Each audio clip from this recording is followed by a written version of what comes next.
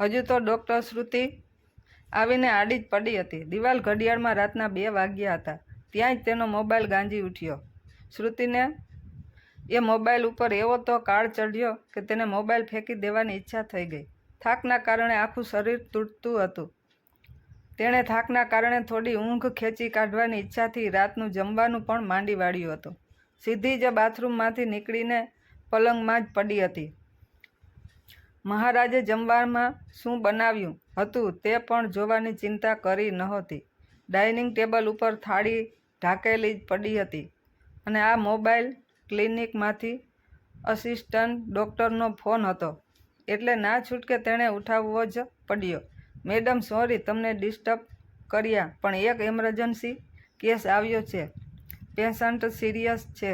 માથામાં પાછળના ભાગમાં ઇન્જરી થયેલ છે. પડી જવાથી જો મોડું થાય તો કદાચ બ્રેઇન હેમરેજ થવાની પૂરી શક્યતા છે. તમે જેટલા જલ્દી આવો તેટલું સારું. તાત્કાલિક ઓપરેશન કરવું પડશે. ડેમેજ નર્સ બચાવી લેવી પડશે. આમ તો શ્રુતિનો આસિસ્ટન્ટ ડૉક્ટર ખૂબ જ હોશિયાર હતો. તે એકલો પહોંચી વળે તેમ હોય તો તે ડિસ્ટર્બ ના જ કરે. સારું, હું તાત્કાલિક આવું છું. તું ઓપરેશનની તૈયારી શરૂ કરી દે. તેને સૂચના આપીને તે ઊભી થઈ ક્લિનિક જવાની તૈયારી કરવા માંડી. આખા શહેરમાં ન્યુરો સર્જન તરીકે શ્રુતિનું એક નામ હતું. ગમે તેટલો કોમ્પ્લિકેટ કેસ કેમ ના હોય, શ્રુતિ પલક વારમાં તે સોલ્વ કરી દેતી. તેને મન દર્દી નહીં પણ ભગવાન ગણાતો હતો અને ભગવાનને બચાવવા તો તે આકાશ પાતાળ એક કરી નાખતી હતી. એટલે જ સામાન્ય માણસો તો તેને ભગવાનની માફક પૂજતા હતા. અરે શહેરના ડૉક્ટરો પણ જ્યારે નાસીપાસ થઈ જાય ત્યારે તેને જ યાદ કરતા હતા. કાં તો કેસ તેના ક્લિનિકમાં ટ્રાન્સફર કરી દેતા અથવા શ્રુતિને તેમના ક્લિનિકમાં બોલાવી લેતા. તેના હાથમાં એક જાદુ હતો. જે કામ ભલભલા ડૉક્ટરોથી ના બને તે પણ તે સફળતાપૂર્વક પાર પાડી દેતી હતી. આમ છતાં તેણે પોતાની આ કલાનું, પોતાના હુનરનું વ્યાપારીકરણ થવા દીધું નહોતું અને એટલે જ તે હેરાન થતી હતી. તેને ક્લિનિક પડતી હતી. માત્ર ગણતરીની મિનિટોમાં જ શ્રુતિ ક્લિનિક ઉપર પહોંચી ગઈ. સીધી જ આઈસીયુમાં દાખલ થઈ ગઈ. પેશન્ટને તો તે જોતાં જ ઓળખી ગઈ. અરે આ તો શીલાબા, તેના 2 દિવસના સાસુ. તેના કાનમાં હજુ પણ તેમના શબ્દો છપ્પરપગી ગુંજતા હતા. તે તરત જ તેમને તપાસી પોતાની ચેમ્બરમાં આવી ગઈ. આસિસ્ટન્ટને તેમને ઓપરેશન થિયેટરમાં ખસેડવાની સૂચના આપી ને અહીંયા ફ્રીજમાંથી ઠંડા પાણીનો ગ્લાસ મૂકી ગઈ તેના ટેબલ ઉપર. તે એક જ શ્વાસે આખો ગ્લાસ ગટગટાવી ગઈ. તો પણ તેનો શ્વાસ હેઠો બેસતો નહોતો. તેની નજર સમક્ષ તો તેનું માત્ર 2 દિવસનું લગ્ન જીવન કોઈક ફિલ્મની સિરિયલની માફક ફરતું હતું. હા, માત્ર 2 દિવસનું જ લગ્ન જીવન. તે ભણવામાં ઘણી હોશિયાર હતી, પણ ઘરની આર્થિક પરિસ્થિતિ એવી નહોતી કે તે પોતાનું ભણવાનું ચાલુ રાખી શકે અને ઘરના વડીલો, તેના મા બાપ પણ છોકરીઓને વધારે ભણાવવાની વિરુદ્ધમાં હતા. તેના દાદીમા તો કાયમ કહેતા, છોકરીઓને ભણાવીને શું કરવી છે? આખરે તો તેણે ઘરકામ જ કરવાનું છે ને. ખોટા તેમને ભણાવવા પાછળ પૈસા શા માટે ખર્ચવાના? બાકી 12 સાયન્સમાં તો તેના 91 આવ્યા હતા અને તેની ડૉક્ટર થવાની ખૂબ જ ઈચ્છા હતી.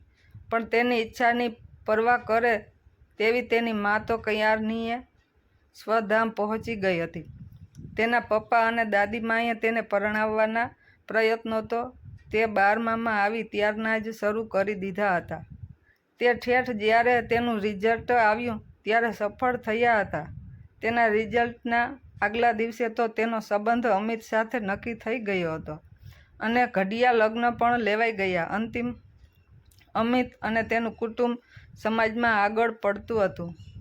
પેશન્ટ કે સુખી ઘર ગણાતું હતું. સમાજમાં તેમની આગવી ઓળખ હતી અને સારા ઘરની કન્યાઓ આવું સાસરું મળે તેવી અપેક્ષા પણ રાખતી હતી. અમિત દેખાવે પણ અતિ સુંદર રાજકુમાર જેવો હતો. કોઈક ફિલ્મના હીરોને પણ ટક્કર મારે તેવું તેનું વ્યક્તિત્વ અને દેખાવ હતો. એ તો તેના નસીબ સારા કે શ્રુતિને જોઈ પછી તેને શ્રુતિ પસંદ પડી ગઈ અને બીજી યુવતીઓ જોવાનું તેણે માંડી વાળ્યું. તે પરણીને સાસરે આવી ત્યારે તો તેના સાસરીના બધાય તેના ઉપર બાલના બછોણા કરતા હતા. તેની સાસુ અને સસરા તો તેને બેટા સિવાય બોલાવતા જ નહીં. આ શીલાબા તો તેને એમ કહેતા કે તું અમારા ઘરની વહુ છે એ વાત જ ભૂલી જજે, તું તો અમારી વહાલસોઈ દીકરી જ છે. તેને 1 મહિના સુધી તો ઘરનું કોઈ પણ કામ કરવાની મનાઈ ફરમાવી દીધી હતી. અરે તેને કચરો પણ વાળવા દેતા નહોતા. જો ભૂલે ચૂકે તે સાવરણી હાથમાં લે તો તરત જ તેની નણંદ અથવા સાસુ તેના હાથમાંથી સાવરણી ઝૂંટવી લેતા હતા. અઠવાડિયા પછી તો તેણે અમિત સાથે ગોવા મહાબળેશ્વર હનીમૂન માટે જવાનું હતું. બંનેની AC ક્લાસની ટિકિટો અને મહાબળેશ્વરમાં પણ 5 સ્ટાર હોટલમાં બુકિંગ થઈ ગયું હતું. તે પણ હવામાં ઉડતી હતી.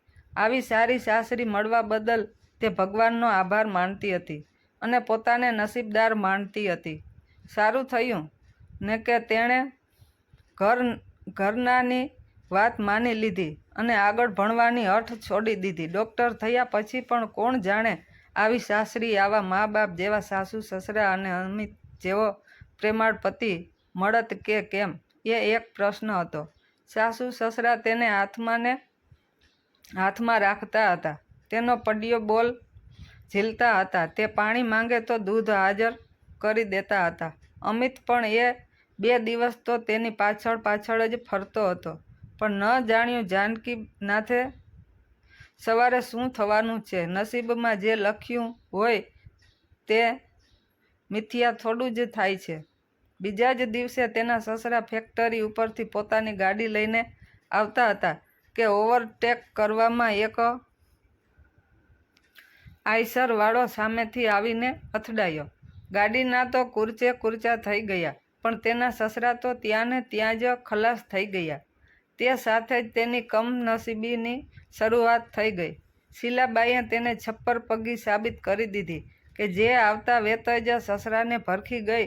બસ તેમનું તો એક જ રટણ ચાલુ હતું કે હવે આ અપશુકનિયાળ છપ્પર પગી મારા ઘરમાં કોઈ કાળે ના જોઈએ. જો તે ઘરમાં રહેશે તો ના જાણે હજુ તો કેટલાયને ભરખી જશે. તેને કોઈ પણ હિસાબે ઘરમાંથી કાઢો.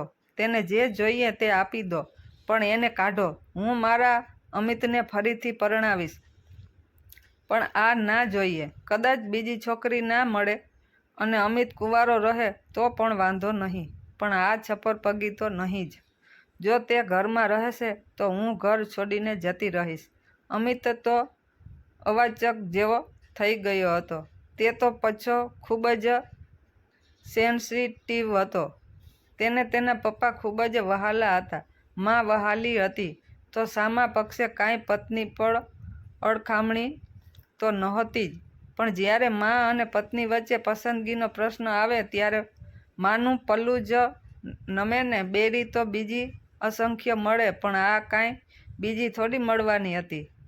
આથી તેને માની આજ્ઞાનું પાલન કર્યા સિવાય કયાં ચાલે તેમ હતું. અને શીલાબાઈએ તેને પિયર વળાવી મૂકી. ભગવાન જે કરે તે સારા માટે જ. તેને ભગવાન ઉપર, મા ગાયત્રી ઉપર અપાર શ્રદ્ધા હતી અને તેને વિશ્વાસ હતો કે મા ક્યારેય પોતાના સંતાનોનું ભૂંડું થાય તેવું ના જ કરે.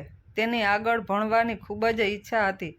તે ભગવાને જ કદાચ પૂરી કરી. તેના પપ્પાએ હવે તેની વાત સ્વીકારી લીધી. બાકી દાદીમા તો તેને ફરીથી કોઈક સારું ઘર અને સારો મૂર્તિયો જોઈને પરણાવી દેવા તૈયાર હતા. પણ તેણે પણ દાદીમાની એ વાતનો વિરોધ કર્યો કે હું તો છપ્પર પગી છું અને ના કરે નારાયણ ને મારી સાથે આવી ઘટના જો ફરીથી બનશે તો હું સમાજમાં મોઢું બતાવવાને લાયક પણ નહીં રહું. મારા નસીબમાં જ સંસાર સુખ નથી, પછી શા માટે એવા મૂર્ગજળ જેવા સુખની પાછળ દોડીને જિંદગી બરબાદ કરી નાખવી? એના કરતાં મને ડૉક્ટર થઈ સમાજ સેવા કરવાનો મોકો લેવા દ્યો. દાદીમાને પણ તેની વાત માનવી પડી અને નસીબ જોગે મેડિકલમાં એડમિશનની તે વખતે તક હતી તે તેણે ઝડપી લીધી. માત્ર એટલું જ નહીં પણ તેના ભણતરના ખર્ચને પહોંચી વળવા તેણે થોડાક પર્સનલ ટ્યુશન પણ શરૂ કરી દીધા. તે બધો જ ભૂતકાળ ભૂલીને માત્ર ભણવામાં જ એકાર થઈ ગઈ. તો પણ પેલું છપ્પરપગીનું લેબલ તો તે કોઈ કાળે ભૂલી શકતી નહોતી. હજુ પણ ભૂલી નહોતી. એ ડંખ તેને વીંછીના ડંખની માફક સતાવ્યા કરતો હતો. હજુ પણ એ ઘા કેમે કરી રૂંઝાતો નહોતો. અને વિધિની વક્રતા તો જુઓ. તેને એક ખંડ મારનાર શીલાબાનું જીવન આજે તેના હાથમાં હતું. જો તે છપ્પરપગી હોય તો તે લાખ પ્રયત્ન કરે તો પણ શીલાબા બચવાના નહોતા. તે મૂંઝવણમાં મુકાઈ ગઈ હતી. ત્યાં જ તેની કેબિનનું પુશડોર ખોલીને તેની પરવાનગી માંગ્યા સિવાય કોઈકે અંદર પ્રવેશ કર્યો. તેની વિચારતંદ્રા તૂટી. જોયું તો સામે અમિત હતો, તેનો 2 દિવસનો પતિ, અને તે કાંઈ પણ બોલે તે પહેલાં તો તે ધ્રુસકે રડી પડ્યો. તેના પગે પડ્યો. શ્રુતિ, હું ઓળખું છું તને. મારી માનો જીવ બચાવી લે. તેમણે કરેલી ભૂલનું તેમને પણ હવે ભાન થઈ ગયું છે. તું ગઈ ત્યારના તે સૂનમૂન થઈને બેસી રહે છે. તેમને ભૂલની સજા ના કરતી. તું કહે તે કરવા હું તૈયાર છું. તેમની ભૂલની સજા પણ હું ભોગવવા તૈયાર છું. પણ પ્લીઝ તેમને બચાવી લે. હું તેમના વિના નહીં જીવી શકું. તું જ અમારી તારણહાર છે. પ્લીઝ, હું તારા પગે પડું છું. પણ શ્રુતિએ એક ગુસ્સાભરી નજર પોતાના એક વખતના પતિ ઉપર નાખી. તે પોતે પણ ગુસ્સાથી ધ્રુજતી હતી. હવે જ તેને ખ્યાલ આવ્યો કે અત્યારે જો તે ધારે તો પોતાના બાપને દુઃખી કરનાર એ બાઈ એ શીલાબા સામે બદલો લઈ શકે તેમ છે. આખરે તો તે છપ્પરપગી જ છે ને, અપશુકનિયાળ જ છે ને, તો શા માટે તેમનો જીવ બચાવવો? પોતે છપ્પરપગી જ છે એ સાબિત કરવાનો મોકો કુદરતે જ તેને આપ્યો છે. તો પછી શા માટે તેના મગજ ઉપર જાણે કે હથોડા વાગતા હતા, ઘણના ઘા થતા હતા. તેનું આંતરમન અટ્ટહાસ્ય કરતું હતું. રાવણની માફક જ શા માટે બચાવવું? એ ડોશીને તે દાંત કચકચાવતી હતી. તેની અંદર પણ મહાભારતના યુદ્ધની માફક દ્વંદ્વ યુદ્ધ ચાલતું હતું. તેની આંખો વિકરાળ બની હતી. આંખોમાં લોહી ઘસી આવતું હતું. મેડમ, પેશન્ટને ઓટીમાં ટ્રાન્સફર કરી દીધું છે અને બધા તમારી રાહ જુએ છે. નર્સ તેને બોલાવવા આવી હતી. મેડમ, પેશન્ટને ઓટીમાં ટ્રાન્સફર કરી દીધું છે અને બધા તમારી રાહ જુએ છે. નર્સ તેને હા ચાલ, હું આવી, તે બોલી. ઘડીભર આંખો મીચી દીધી. પોતાના અંતરમાં ડોકિયું કર્યું. સામે જ મા ગાયત્રીનો આદમકદનો ફોટો હતો. તેણે હંમેશની માફક જ આંખો ખોલી. મા ગાયત્રીને વંદન કર્યા અને ગણગણી, આયા તું વરદે દેવી અક્ષરે બ્રહ્મવાદિની ગાયત્રી. છંદમાં માતા બ્રહ્મને નમસ્તુતે. એટલી શક્તિ આપજે કે મને લાગેલું આ કલંક ખોટું છે તે હું સાબિત કરી શકું. અને માને પગે લાગીને તેણે પ્રયાણ કર્યું.